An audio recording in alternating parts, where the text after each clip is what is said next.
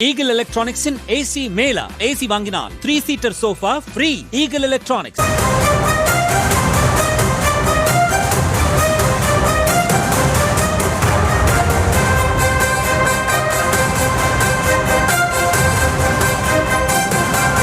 அண்மை செய்திகளை பார்த்து வருகிறோம்.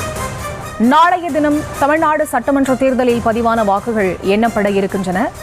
இந்த நிலையில் மீண்டும் சென்னை மண்டலம் திமுகவின் வசமாகுமா என்ற ஒரு கேள்வி எழுந்திருக்கிறது. சென்னை மண்டலத்தை பொறுத்தவரை 4 மாவட்டங்கள் இருக்கின்றன. சென்னை, திருவள்ளூர், செங்கல்பட்டு, காஞ்சிபுரம் உள்ளிட்ட இந்த 4 மாவட்டங்கள் இருக்கின்றன.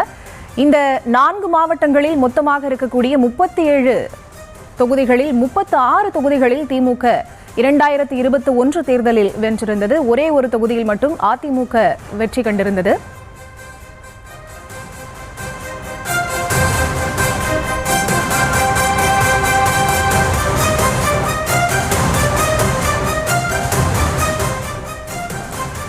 சென்னை மண்டலம் இந்த முறை யாருக்கு சாதகமாக அமையும் என்ற கேள்வி எழுந்துள்ள நிலையில் கடந்த தேர்தலில் சென்னையில் ஆதிக்கம் செலுத்தியவர்கள் யார் என்பதை இப்போது பார்க்கலாம். சென்னை மண்டலத்தில் மொத்தமாக 4 மாவட்டங்கள் இருக்கின்றன. சென்னை, திருவள்ளூர், காஞ்சிபுரம், செங்கல்பட்டு உள்ளிட்ட 4 மாவட்டங்கள் இருக்கின்றன. இந்த 4 மாவட்டங்களில் மொத்தமாக 37 தொகுதிகள் இருக்கிறது. இந்த 37 தொகுதிகளில் 36 தொகுதிகளில் கடந்த முறை 2021 தேர்தலில் திமுக வெற்றி பெற்றிருந்தது. மீதம் இருக்கக்கூடிய அந்த ஒரே ஒரு தொகுதி மதுராந்தகம் தொகுதியில் மட்டும் அதிமுக வெற்றி பெற்றிருந்தது. அண்மை செய்திகளை பார்த்து வருகிறோம். இந்த முறை 2026 தேர்தல் யாருக்கு சாதகமாக அமையும்? சென்னை மண்டலம் யாருக்கு சொந்தமாகும்? சென்னை மண்டலத்தில் இருக்கக்கூடிய இந்த 4 மாவட்டங்கள் யாருக்கு வெற்றியை வழங்க காத்திருக்கின்றன என்ற ஒரு கேள்வி எழுந்திருக்கக்கூடிய சூழலில் அது தொடர்பான அண்மை செய்திகளை பார்த்து வருகிறோம். கடந்த 2021 தேர்தலிலும் அதிமுக பாஜகவுடன் இணைந்து கூட்டணியில் போட்டியிட்டிருந்தது. இந்த சூழலில் இந்த அண்மை செய்திகளை பார்த்து வருகிறோம். 2026 தேர்தலில் சென்னை மண்டலம் யாருக்கு வெற்றி வாய்ப்பை வழங்கப் போகிறது என்ற ஒரு கேள்வி எழுந்திருக்கிறது. சென்னை, காஞ்சிபுரம், திருவள்ளூரில் அனைத்து தொகுதிகளையும் கடந்த முறை திமுக வென்றிருந்தது. ஒரே ஒரு தொகுதியில் மட்டும் அதிமுக வென்றிருந்த சூழலில் இந்த முறை சென்னை மண்டலம் யாருக்கு சொந்தமாக போகிறது, யாருக்கு வெற்றி வாய்ப்பை வழங்கப் போகிறது என்ற ஒரு அண்மை செய்திகளை பார்த்து வருகிறோம். கடந்த தேர்தலில் ஜெயக்குமார், கோகுலேந்திரா, வளர்மதி போன்ற முக்கிய முகங்களே தோல்வியடைந்திருந்தார்கள். கடந்த முறையும் பாஜகவுடன் கூட்டணி அமைத்து தேர்தலை அதிமுக எதிர்கொண்டது. பாஜகவின் குஷ்பு, வினோஜ், பி. செல்வம் போன்றோர் தோல்வியை சந்தித்திருந்தார்கள். சென்னை, காஞ்சிபுரம், திருவள்ளூரில் அனைத்து தொகுதிகளையும் கடந்த தேர்தலில் திமுக வென்றிருந்தது.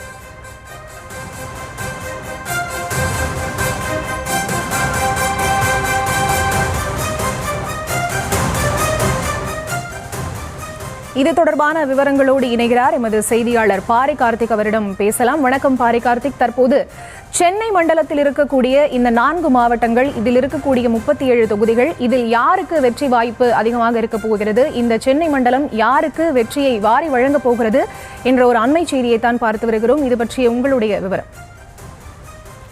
வணக்கம். 2026 சட்டமன்ற தேர்தலில் திமுக கூட்டணி சென்னை மண்டலத்தில் வெற்றி வாய்ப்பு எப்படி இருக்கும் என்று எதிர்பார்க்கப்பட்ட நிலையில் தற்போது திமுகவிற்கு அது சாதகமாக அமைவதற்கான வாய்ப்புகள் இருக்கிறதா என்பது பல்வேறு கேள்விகளை எழுப்பியிருக்கிறது. குறிப்பாக டெல்டா மண்டலங்களுக்கு பிறகு திமுகவின் கோட்டையாக கருதப்படுகிறது சென்னை. டெல்டாவில் இருக்கக்கூடிய 41 தொகுதிகளில் சராசரியாக 38 தொகுதிகளை திமுக கடந்த முறை வெற்றி பெற்ற நிலையில் தற்போது இருக்கக்கூடிய சூழலில் அதே ஒரு சூழல்தான் சென்னையில் நிலவப்படுகிறதா என்பதும் ஒரு கேள்வியாக இருக்கிறது. ஏனென்றால் இந்த முறை தமிழக வெற்றி கழகத்தினுடைய தலைவர் நடிகர் விஜய் பெரம்பூரில் சென்னை மண்டலத்தில் போட்டியிடுகிறார். அதே போல அந்த கட்சியைச் சேர்ந்த முக்கிய நிர்வாகிகளும் டி நகர், வில்லிவாக்கம் உள்ளிட்ட பகுதிகளிலும் போட்டியிடுகிறார்கள். எனவே திமுக இந்த முறை கடுமையாக போட்டியை சந்திக்கும் என்றும் எதிர்பார்க்கப்படுகிறது. மேலும் தொடர்ச்சியாக அதிமுக எவ்வளவோ முயற்சி செய்தும் கடந்த 2021 சட்டமன்ற தேர்தலில் மதுராந்தகம் ஒரு தொகுதிதான் அப்போது மதிமுகவிற்கு ஒதுக்கப்பட்ட நிலையில் அந்த இடம் தோற்கப்பட்டு அதிமுக சார்பில் மரகதம் குமரவேல் வெற்றி பெற்றார்.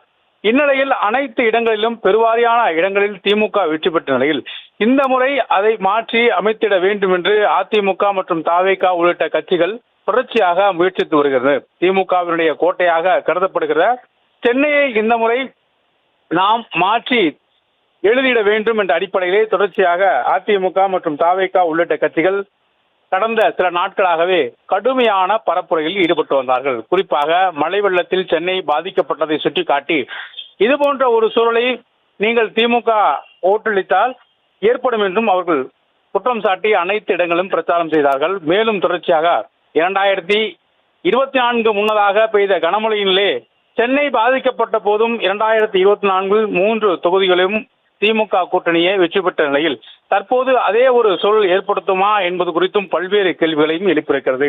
குறிப்பாக 37 தொகுதிகளில் அதிகபட்சமாக திமுக கைவசம் இருக்கக்கூடிய தொகுதிகளை இந்த முறை இழப்பதற்கான ஒரு வாய்ப்பு இருக்கிறதா? ஏனென்றால் அதிமுக கடுமையான பிரச்சாரத்தை சென்னையில் செய்திருக்கிறார்கள். அதே போல கடந்த முறை வாய்ப்பளித்த அனைவருக்குமே இந்த முறையும் வாய்ப்பு கொடுக்கப்பட்டிருக்கிறது. ஆளும் கட்சியினுடைய பல்வேறு குற்றச்சாட்டுகளை அதிமுக தொடர்ச்சியாக எழுப்பி வந்த நிலையில் அது களத்தில் விளைவுகளாக ஏற்படுத்தி தருகின்ற தேர்தலில் அதிமுகவிற்கு மற்றும் தாவேகாவிற்கு கை கொடுக்குமா என்பது குறித்தும் பல்வேறு விமர்சனங்களும் எழுந்து வருகிறது. மேலும் தொடர்ச்சியாக வழக்கத்தை விட அதிகமாக சென்னையை பொறுத்த வரைக்கும் அதிமுகவினர் கடுமையான பிரச்சாரம் செய்திருக்கிறார்கள். மேலும் ஆட்சியை தக்க வைக்க சென்னையில் மட்டும் கடுமையான பிரச்சாரத்தை திமுக சார்பில் முன்மொழியப்பட்டிருக்கிறது. 2 அமைச்சர்கள் இருக்கிறார்கள் சென்னையை பொறுத்த வரைக்கும். அதே போல பெரம்பூர் தொகுதியும் ஒரு ஸ்டார் தொகுதியாக அறிவிக்கப்பட்டிருக்கிறது. முதலமைச்சர் தொகுதியும் சென்னையிலே இருக்கிறது. எனவே முதலமைச்சர் தொகுதியை தவிர மீதம் இருக்கக்கூடிய தொகுதிகள் எந்த அளவிற்கு திமுக கூட்டணிக்கு வெற்றி வாய்ப்பு இருக்கும் என்பது பல்வேறு கேள்விகளை எழுப்பியிருக்கிறது. பெரம்பூரை பொறுத்த வரைக்கும் திமுக வேட்பாளராக விஜய் எதிர்த்து ஆர்டி சேகர் என்றாலும் கூட அங்கு சில முரண்பாடுகளின் காரணமாகவும் தொடர்ச்சியாக அங்கு திமுக இந்த முறை கைவிட்டு போய்விடக்கூடாது என்பதற்காகவும் இளைஞரணியை சேர்ந்த 2000 நபர்களை தமிழகம் முழுக்க சிறப்பாக பணியாற்றக்கூடிய 2000 இளைஞர்களை தேர்ந்தெடுத்து பெரம்பூர் மற்றும் டி நகர் என 2 தொகுதியிலும் பணியாற்ற வைத்தார் திமுகவினுடைய இளைஞரணி செயலர் உதயநிதி ஸ்டாலின். அதே போல பல்வேறு முன்னெடுப்புகளையும் தொடர்ச்சியாக பூத் லெவல் என்று அமைக்கப்படக்கூடிய அந்த பூத் லெவல் கமிட்டி மூலியமாக ஒரு பூத் லெவல் கமிட்டி என்பது சராசரியாக 100 வாக்காளர்களுக்கு ஒருவர் என்ற அடிப்படையில் சென்னையை மட்டும் 100 வாக்காளர்களுக்கு ஒருவர் என்ற முக்கியமான அடிப்படையில் அவர்களோடு சேர்ந்து ஒரு தகவல் தொழில்நுட்ப அணி, மகளிர் அணி, இளைஞரணி என இந்த 3 பேரும் அந்த BLC என சொல்லப்படும் இந்த பூத் லெவல் கமிட்டி கீழ் பணியாற்றுவார்கள். அதை BL2 என சொல்லக்கூடிய அந்த BL2க்கு கீழே இந்த பணி தொடர்ச்சியாக செய்யப்பட்டது. அரசினுடைய சாதனை திட்டங்களை வீடு வீடாக எடுத்து செல்லவும் அரசு கடந்த காலங்களில் சென்னைக்கு கடும் மழைப்பொழிவின் போது தண்ணீரால் தேங்கி பெரும் சேதம் ஏற்பட்ட நிலையில் அதை பல்வேறு நடவடிக்கைகளின் அடிப்படையில் திமுக அரசு சரி செய்ததையும் ஒவ்வொரு வீடுகளுக்காக கொண்டு போய் சேர்க்க வேண்டும் என்று பல்வேறு பிரச்சாரமும் முன்னெடுக்கப்பட்டது. இந்நிலையில் திமுக சார்பில் எடுக்கப்பட்ட சென்னையில் இருக்கக்கூடிய பிரச்சாரம் எந்த அளவுக்கு கை கொடுக்கும்? ஏனென்றால் சென்னையில் இருக்கக்கூடிய 37 சென்னை மண்டலத்தில் இருக்கக்கூடிய 37 தொகுதியில் சராசரியாக 30 தொகுதிகள் எடுத்தால் கூட அது தமிழகம் முழுக்க மிகப்பெரிய வெற்றி வாய்ப்புக்கு ஒரு காரணியாக அமையும்.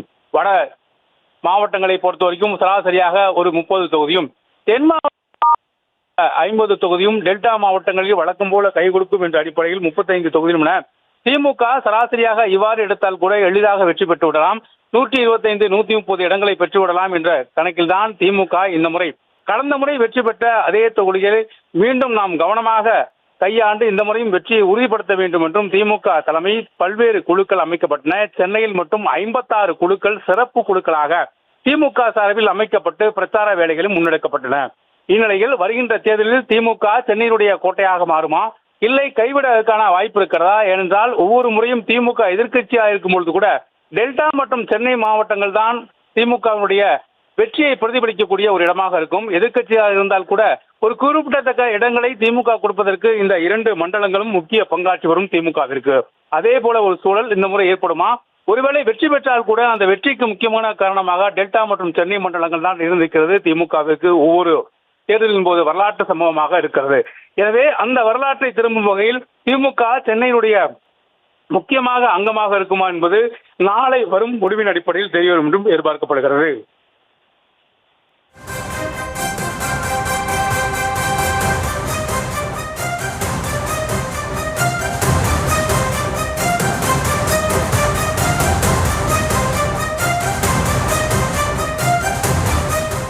தற்போதைய விவரங்களுக்கு நன்றி பாரி கார்த்திக்.